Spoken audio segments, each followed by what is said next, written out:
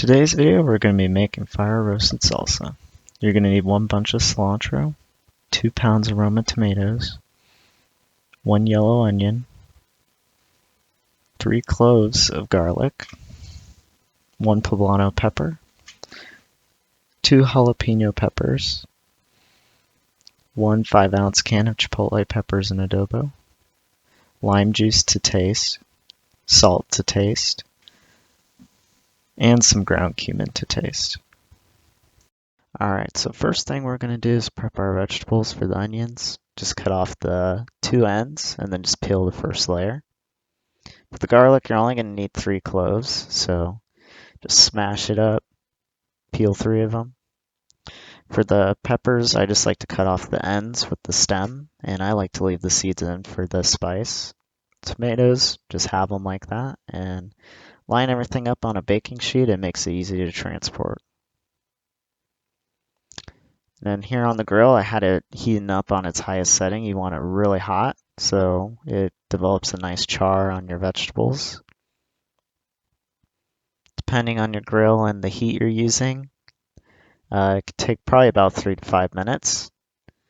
And make sure, of course, to flip them and get a good char on all the sides of the vegetables. Then I'm going to let them cool off before I peel off the skins or anything like that so I don't burn my hands.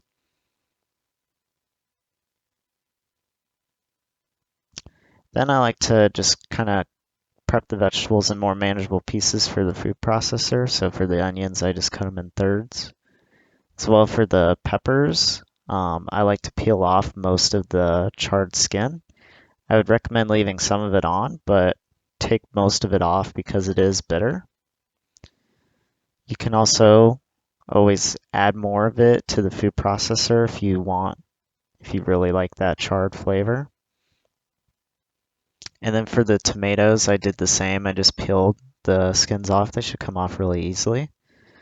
And I did about like half of them, peeled off the skins, and then half of them I left them on. And then the onion, for the onion I did first, and I really like to make sure that it's really pureed. You may have to take a rubber spatula like this and just push down the side so that it purees it nice and evenly.